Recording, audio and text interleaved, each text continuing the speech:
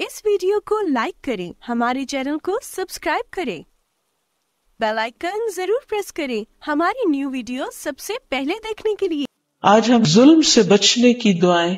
इस मौजू पर आपसे गुफ्तगू करेंगे। अल्लाह सुब्हानहू व तआला अपने बंदों को पुकार के फरमाता है, वक़ाल रब्बुकुम उदऊनी अस्तजिब लकुम, कि ऐ मेरे बंदो तुम मुझसे दुआ मांगो, मुझे पुकारो, मैं तुम्हारी दुआ कबूल करूंगा, मैं तुम्हारी फरियाद सुनूंगा। इसलिए कोई भी शख्स जो किसी भी किस्म के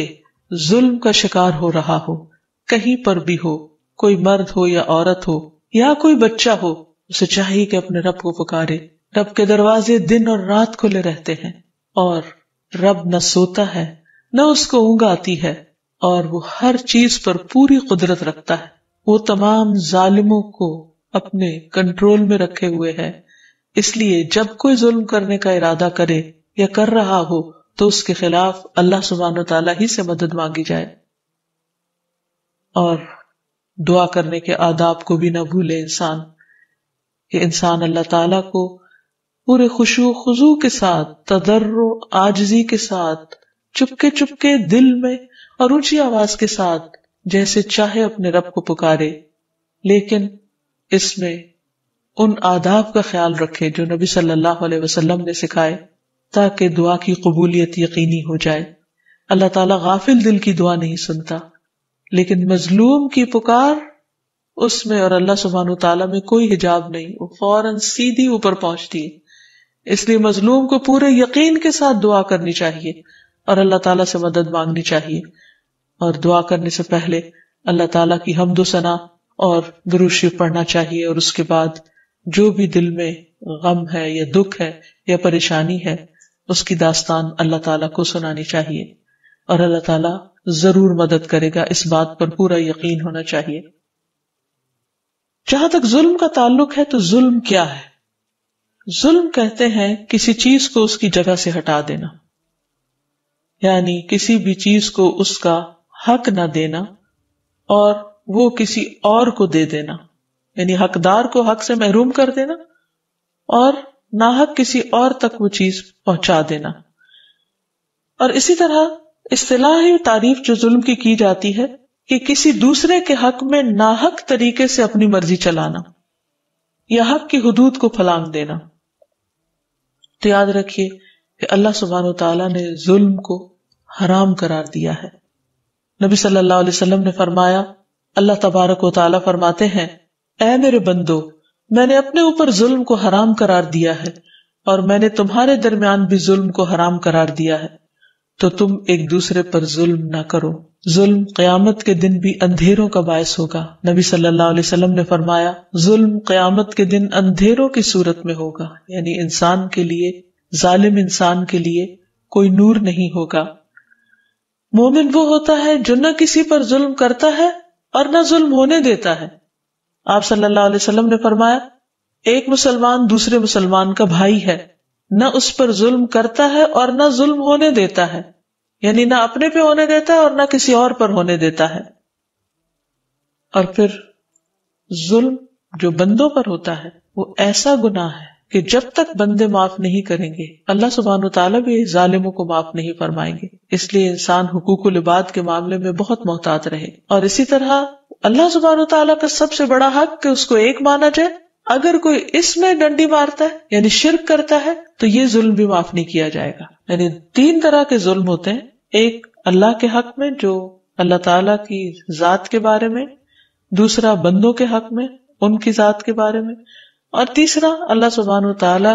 और बंदे के दरमियान बाज मामलात हैं जिनमें अगर बंदे से कोताही या गुनाह वगैरह हो जाता है तो अल्लाह ताला जिसको चाहते हैं उसको माफ कर देते हैं। इसलिए इंसान को इस मामले में बहुत मोहतात होना चाहिए।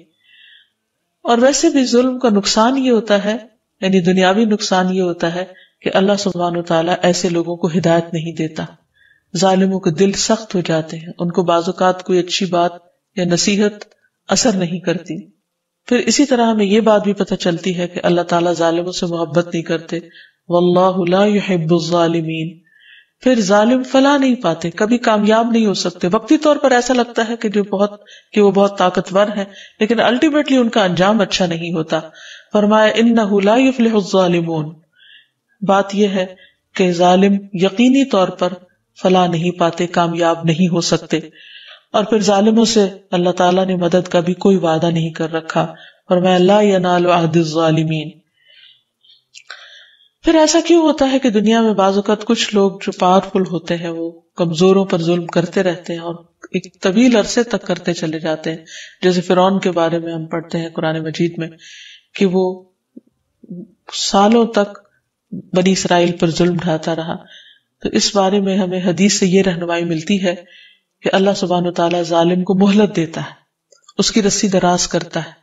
اور پھر جب اچانک پکڑتا ہے تو اس کو چھوڑتا نہیں، اس کو ختم کر کے رکھ دیتا ہے، جسے ہم دیکھتے ہیں فرعون کے واقعے میں کہ اللہ تعالیٰ نے اس کو پھر دنیا کے لیے نمونہ عبرت بنا کے رکھ دیا، اور آخر میں جب وہ ڈوب رہا تھا تو وہ اللہ تعالیٰ کو پکار رہا تھا اور اسلام بھی قبول کر لیا اس نے، لیکن اس کا یہ پکارنا اس کو فائدہ نہ دیا اور نہ ہی اس کا اسلام قابل قبول تھا۔ اور یہ بھی انسان یاد رکھے کہ نہ صرف یہ کہ دنیا میں بلکہ آخرت میں ظالم کا انجام بہت برا ہوگا۔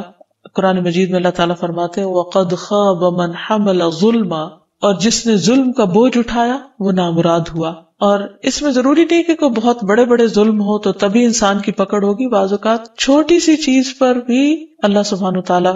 بندوں کو پکڑیں گے جو ظلم میں شامل ہوتا ہے۔ مثلا نبی صلی اللہ علیہ وسلم نے فرمایا جو شخص ناحق زمین کا کوئی حصہ ایک بالش کے برابر بھی ہتھیا لیتا ہے، یعنی ظلم اور جبر کے ساتھ کسی سے چھین لیتا ہے، اللہ عز و جل اس شخص کو قیامت کے دن اس بات پر مجبور کریں گے کہ وہ اسے 7ویں زمین تک کھودے، پھر وہ قیامت کے دن تک اس کے گلے میں طوق بنا کر ڈال دیا جائے گا یہاں تک کہ لوگوں کے درمیان فیصلہ ہو جائے۔ اب ایک بالش زمین دنیا میں انسان کے کس کام کی، لیکن اس کی سزا کتنی بڑی ہے اگر کوئی انسان کسی کا حق مارتا ہے۔ اور اس کو خصوصاً یاد رکھنا چاہیے کہ جب لوگ وارثوں کو ان کے حق سے محروم کر دیتے ہیں اور یتیم بچوں کی جائیداد اور پراپرٹی پر ناجائز قبضہ کر لیتے ہیں، یہ کوئی معمولی بات نہیں ہے، بہت بڑا کبیرہ گناہ ہے، اور آخرت میں اس پر بہت بڑی سزا سنائی گئی ہے۔ پھر اسی طرح یہ ہے کہ ظلم کے نتیجے میں انسان کی نیکیاں بھی کام نہیں آئیں گی، یعنی باقی نماز روزہ جو ہے وہ بھی وہاں فائدہ نہیں دے گا۔ رسول اللہ صلی اللہ علیہ وسلم نے فرمایا روز قیامت ایسا آدمی آئے گا جسے یہ امید ہوگی کہ وہ اپنی نیکیوں کے بلبوتے پر نجات پا جائے گا،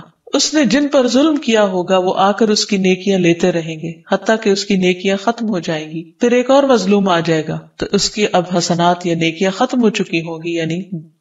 ظالم کی، لہٰذا مظلوم کی برائیاں اس کے کھاتے میں ڈال دی جائیں گی۔ اور اللہ سبحانہ تعالیٰ نے بار بار قرآن مجید میں وارننگ دی ہے کہ ظالموں کا انجام اچھا نہیں ہوگا۔ ایک جگہ پر آتا ہے ان الظالمین لہم عذاب علیم، ظالموں کے لیے یقیناً دردناک عذاب ہے۔ ایک دوسری جگہ پر آتا ہے لہم من جہنم مہاد ومن فوقہم غواش وکذالک نجزی الظالمین، ان کے لیے بچھانا بھی جہنم کا ہوگا اور اوپر سے اوڑھنا بھی جہنم کا، اور ہم ظالموں کو ایسی ہی سزا دیا کرتے ہیں۔ اسی طرح اللہ سبحانہ وتعالیٰ نے ظالموں پر لعنت بھیجی، یوم لا ينفع الظالمین معذرتہم ولہم اللعنۃ ولہم سوء الدار، جس دن ظالموں کو ان کی معذرت، ان کی اپالوجیز کچھ فائدہ نہ دیں گی اور ان کے لیے لعنت ہے اور برا گھر ہے۔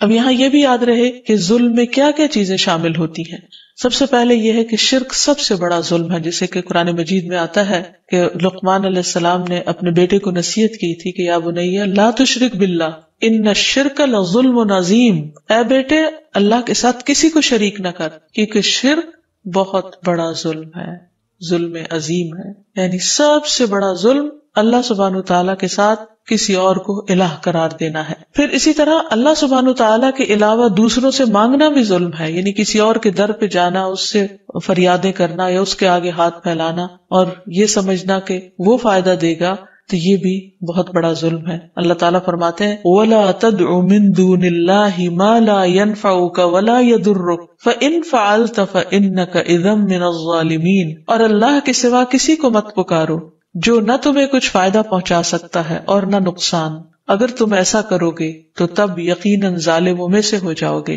پھر اسی طرح نبی صلی اللہ علیہ وسلم کے طریقے سے آگے بڑھنا، یعنی آپ کی بات کی پرواہ نہ کرنا اور اپنی عقل یا اپنی مرضی کو اس پر مقدم رکھنا۔ پھر قطع رحمی کرنا، یعنی رشتہ داروں کے ساتھ ظلم اور زیادتی کرنا، ان کا حق نہ دینا۔ پھر 2 یا زیادہ بیویوں میں انصاف نہ کرنا، کیونکہ قیامت کے دن ایسا شخص اس حال میں آئے گا کہ جس کا ایک پہلو ایک طرف کو جھکا ہوا ہوگا۔ پھر اسی طرح بچوں میں عدل نہ کرنا، کسی بچے کو زیادہ فیور دینا اور دوسرے کو محروم کر دینا. پھر اسی طرح یہ چیز بھی ظلم میں آتی ہے کہ انسان کسی سے کام کروا لے اور اس کو اس کی اجرت نہ دے. مثلاً کسی سرونٹ کو رکھے اور اس سے سارا کام کروا اور مہینے کے آخر میں اس کو تنخواہ دیے بغیر نکال دے. انتہا درجے کا ظلم ہے اور قیامت کے دن اس پر سخت پکڑ ہوگی. اس لیے انسان کو اس معاملے میں بہت محتاط رہنے کی ضرورت ہے. پھر اسی طرح ظلماً کسی کا مال ہتھیا لینا، یتیموں کا، مسکینوں کا، کمزور لوگوں کا. پھر اسی طرح جانوروں پر ظلم ڈھانا، یعنی بے زبان جانوروں کو مارنا یا ان کو کھانا نہ دینا یا ان سے ضرورت سے زیادہ کام لینا، ان کے اوپر ضرورت سے زیادہ بوجھ لادنا کہ جس کو وہ اٹھا نہ سکتے ہوں، کیونکہ وہ اپنی تکلیف کو خود بول کے نہیں بتا سکتے. بعضوں کا دیکھنے میں آیا ہے کہ گدھے یا خچر وغیرہ پر اتنا سامان لاد دیا جاتا ہے یا اونٹ پر اتنا سامان لاد دیا جاتا ہے کہ ان کی ہڈیاں چرچرانے لگتی ہیں اور وہ چلنے سے عاجز آ جاتے ہیں. تو یہ بھی ظلم ہی کی ایک قسم ہے. اسی طرح گھریلو پالتو جانور جو ہوتے ہیں ان کا خیال نہ رکھنا. ایک عورت جس نے ایک بلی رکھی ہوئی تھی، اس کو اس نے باندھ دیا اور اس کو کھانا پینا نہیں دیا اور اس میں وہ بھوکی مر گئی، تو اس کی وجہ سے اس کے لیے عذاب کی بشارت دی گئی، کیونکہ اس نے ایک جانور کے ساتھ ظلم کیا. پھر اسی طرح یہ ہے کہ چھوٹے چھوٹے معاملات میں بھی ظلم ہوتا ہے، جیسے کسی کو اس کی جگہ پر نہ بیٹھنے دینا، اس کو اس کا ڈیو حق نہ دینا، رسپیکٹ نہ دینا، مقام نہ دینا، یا کسی کو کسی جگہ سے اٹھا کر خود اس پر بیٹھ جانا، چاہے وہ تھوڑی دیر کے لیے ہو، لیکن یہ بھی زیادتی. اسی طرح راستوں میں بیٹھ کر لوگوں کی راہیں بلاک کر دینا، یا گاڑیاں ایسی جگہ پر پارک کر دینا کہ جس سے لوگوں کو تکلیف پہنچے، اور یا کسی کی پارکنگ میں اپنی گاڑی کھڑی کر دے. نبی صلی اللہ علیہ وسلم نے راستے کا جو حق بتایا اس میں خاص طور پر یہ کہ انسان دوسروں کے لیے راہ میں اذیت نہ، کیونکہ یہ راستے کے حق کے خلاف ہے کہ انسان کسی کے لیے اذیت کا باعث بنے. انسان خواہ نیکی کے کتنے بھی بڑے کام کے لیے نکلے، لیکن اگر وہ لوگوں کے لیے اذیت اور مصیبت کا سبب بنتا ہے تو یہ بھی ظلم میں شمار ہوتا ہے. حضرت انس سے روایت ہے کہ ہم نے اللہ کے نبی صلی اللہ علیہ وسلم کے ساتھ فلاں جہاد کیا، بس لوگوں نے اترنے کی جگہ کو تنگ کیا اور راستے روک دیے، یعنی چلنے کے لیے کوئی جگہ نہ چھوڑی. تو اللہ کے نبی صلی اللہ علیہ وسلم نے ایک اعلان کرنے والے کو بھیجا کہ وہ لوگوں میں اعلان کر دے کہ جس نے جائے قیام کو تنگ کیا اور راستہ بند کیا اس کا جہاد نہیں ہوگا، یعنی اس کی ساری نیکیاں برباد ہو جائیں گی جو لوگوں کے لیے اذیت کا باعث بنے گا. پھر اسی طرح اگر انسان مل کے کھانا کھا رہا ہے تو وہ دوسروں کا بھی حق کھا جائے، یہ بھی ظلم میں آتا ہے. ظلم کی یہ چند قسمیں آپ کے سامنے بیان کی گئی ہیں جن سے بچنا نہایت ضروری ہے. اس کے علاوہ بھی بہت ساری چیزیں ہو سکتی ہیں جن پر ہو سکتا ہے کہ آپ کو کوئی مفتی فتویٰ دینے والا نہ ہو، لیکن مومن وہ ہوتا ہے کہ جس کا ضمیر زندہ ہوتا ہے، جس کے اندر سے آواز آتی ہے اور وہ اپنی اس آواز کو سنتا ہے کہ کہاں وہ کس کے ساتھ زیادتی کر رہا ہے اور کہاں کس کا حق مار رہا ہے. تو ایسی چیزوں سے پرہیز کرنے کی ضرورت ہے. اب یہ ہے کہ جس کے ساتھ ظلم ہو رہا ہو، بعض اوقات وہ کمزور ہوتا ہے، اسی لیے اس کے اوپر ظلم کیا جا رہا ہوتا ہے، تو اس کو مدد کے لیے اللہ سبحانہ وتعالیٰ کو پکارنا چاہیے، اللہ تعالیٰ سے دعا کرنی چاہیے. جیسے حضرت آسیہ رضی اللہ تعالیٰ عنہا جب فرعون نے ان کے ہاتھوں پاؤں میں کیل گڑوا دیے تھے تو اس موقع پر انہوں نے دعا کی تھی، رب ابنی لی عندک بیتا فی الجنہ، اے اللہ میرے لیے اپنے پاس جنت میں گھر بنا دے. تو حدیث میں آتا ہے کہ اللہ تعالیٰ نے جنت میں ان کے گھر سے پردہ ہٹا کر انہیں دکھا دیا کہ آج تم صبر کر رہی ہو تو کل تمہیں یہاں بہترین ٹھکانہ ملے گا. پھر یہ کہ انسان کو اس بات پر پورا یقین ہونا چاہیے کہ اللہ سبحانہ وتعالیٰ مظلوم کی پکار سنتا ہے اور ضرور سنتا ہے. حدیث میں آتا ہے نبی صلی اللہ علیہ وسلم نے فرمایا، مظلوم کی بد دعا سے بچو کیونکہ وہ بادلوں پر اٹھائی جاتی ہے. اللہ تعالیٰ فرماتا ہے، مجھے میری عزت اور جلال کی قسم میں ضرور تمہاری مدد کروں گا اگرچہ تھوڑی دیر بعد ہی کیوں نہ کروں. یعنی ایک وقت لگ سکتا ہے کہ اللہ تعالیٰ کے ہر فیصلے میں ایک حکمت اور مصلحت ہوتی ہے، لیکن مدد ضرور آئے گی. رسول اللہ صلی اللہ علیہ وسلم نے فرمایا، مظلوم اگرچہ کافر ہو اس کی بد دعا سے بھی بچو کیونکہ اس کے سامنے کوئی پردہ حائل نہیں ہوتا، یعنی وہ دعا بھی اللہ تعالیٰ تک پہنچتی ہے. ایک اور حدیث میں بھی آتا ہے، مظلوم کی بد دعا سے بچو، یہ تو چنگاریوں کی طرح آسمان کی طرف اٹھتی ہے، یعنی جیسے آگ سے چنگاری فوراً اٹھ جاتی، اسی طرح وہ دعا بھی فوراً اوپر چلی جاتی ہے. اور اس بات پر یقین رکھنا چاہیے کہ اللہ تعالیٰ ظالم سے بدلہ ضرور لے گا، اس لیے انسان صبر کے ساتھ کام لے اور درگزر کرے اور اپنے طور پر اپنے اخلاق کو اور اپنے رویے کو اور اپنے معاملے کو درست رکھے. کچھ چیزوں کو خاموشی کے ساتھ نظر انداز کر دے اور کسی چیز کے اوپر مثبت اقدام کرے تاکہ اپنے آپ کو ظلم سے بچا لے، لیکن بدلہ لینے میں بھی ظلم نہ کرے. اور پھر اس بات پر یقین ہو کہ اللہ تعالیٰ ظالم سے ضرور بدلہ لے گا. اور قیامت کے دن نبی صلی اللہ علیہ وسلم بھی مظلوم کے حق میں جھگڑا کریں گے. دنیا میں انسان کو اپنے اوپر سے ظلم دور کرنے کی کوشش کرنی چاہیے، اور اس سلسلے میں صبر سے کام لینا چاہیے، اللہ تعالیٰ سے اچھی امید رکھنی چاہیے کہ اللہ تعالیٰ اس کی مدد فرمائے گا۔ پھر یہ ہے کہ بعض چیزوں کو خاموشی کے ساتھ اور نظر انداز کر کے بھی انسان اس ظلم سے بچ سکتا ہے، کیونکہ بعض اوقات کسی چیز کا اگر انسان جواب دینے لگے تو معاملہ پہلے سے بھی زیادہ خراب ہو جاتا ہے۔ اس کا یہ مطلب نہیں کہ انسان ظالم سے بدلہ نہیں لے سکتا، ظالم سے بدلہ لیا جا سکتا ہے، لیکن اس میں محتاط رہنے کی ضرورت ہے کہ کہیں مظلوم ظالم نہ بن جائے، کیونکہ جتنا کسی نے ظلم کیا ہو صرف اتنا جواب دیا جا سکتا ہے، اس سے زیادہ نہیں۔ پھر اسی طرح ہمارا دین ہمیں یہ بھی سکھاتا ہے کہ ہم مظلوم کی مدد کریں اور ایسے لوگوں کے کام آئے جو پسے ہوئے ہوں یا کسی بھی طرح تکلیف کا شکار ہوں، اور مظلوم پر جو بھی ہو سکے احسان کریں۔ پھر اسی طرح یہ ہے کہ اگر کسی کے ساتھ دنیا میں زیادتی ہو جائے، اس پر ظلم ہو جائے، تو دنیا میں ہی معافی مانگ لینی چاہیے، کیونکہ قیامت کے دن تو پھر اپنی نیکیوں سے ہی بدلہ دینا ہوگا۔ اور اس میں یہ ہے کہ انسان ظالم کو ظلم سے روکنے کے لیے کوشش کے ساتھ ساتھ اس کے حق میں بھی دعا کرے۔ وہ بھی بہرحال ایک انسان ہے جو ظلم اور زیادتی کر رہا ہے، کہ وہ بھی اپنے آپ کو ظلم سے بچائے۔ اور پھر آخر میں یہ کہ انسان اللہ تعالیٰ سے خوب دعائیں کرے، کیونکہ اللہ تعالیٰ مظلوم کی دعا سنتے ہیں۔ اس سلسلے میں قرآن مجید کی دعاؤں میں سب سے پہلی دعا ہے رب نجنی من القوم الظالمین، اے پروردگار مجھے ان ظالم لوگوں سے بچا لے۔ ایک اور دعا ہے علی اللہ توکلنا ربنا لا تجعلنا فتنة للقوم الظالمین، ہم نے اللہ ہی پر بھروسہ کیا، اے ہمارے رب ہمیں ظالم لوگوں کے لیے آزمائش نہ بنا۔ نبی صلی اللہ علیہ وسلم یہ دعا کیا کرتے تھے اللہم انی اعوذ بک من الفقر والقلة والذلة واعوذ بک من ان اظلم او اظلم، اے اللہ میں فقر و فاقہ، قلت اور ذلت سے تیری پناہ میں آتا ہوں، اور اس بات سے تیری پناہ میں آتا ہوں کہ میں کسی پر ظلم کروں یا مجھ پر کوئی ظلم کرے۔ پھر اسی طرح فسادی لوگوں سے بچنے کی دعا رب انصرنی علی القوم المفسدین۔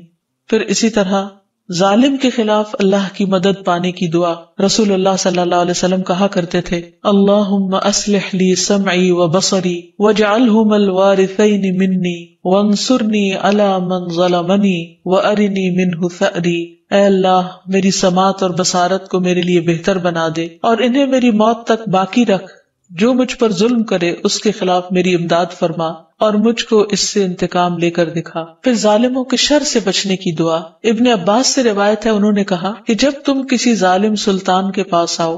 اور تمہیں یہ خوف ہو کہ وہ تم پر غالب آ جائے گا تو یہ دعا 3 مرتبہ پڑھو اللہ اکبر، اللہ اعز من خلقہ جمیعا، اللہ اعز مما اخاف واحذر، اعوذ باللہ الذی لا الہ الا ہو الممسک السماوات السبع ان یقعن علی الارض الا باذنہ من شر عبدک فلان وجنودہ واتباعہ واشیاعہ من الجن والانس، اللہم کن لی جارا من شرہم جل ثناؤک وعز جارک وتبارک اسمک ولا الہ غیرک۔ اللہ سب سے بڑا ہے، اللہ اپنی تمام مخلوق پر سب سے زیادہ غالب ہے، اللہ ان چیزوں سے کہیں زیادہ طاقت والا ہے جن سے میں خوف کھاتا اور ڈرتا ہوں، اور میں اللہ کی پناہ میں آتا ہوں جس کے سوا کوئی معبود نہیں، 7 آسمانوں کو تھامنے والا کہ وہ زمین پر نہ گر جائیں مگر اس کی اجازت سے، تیرے فلاں بندے کے شر سے اور اس کے لشکروں اور اس کے پیروکاروں اور جنوں اور انسانوں میں سے اس کے ساتھیوں کے شر سے بھی،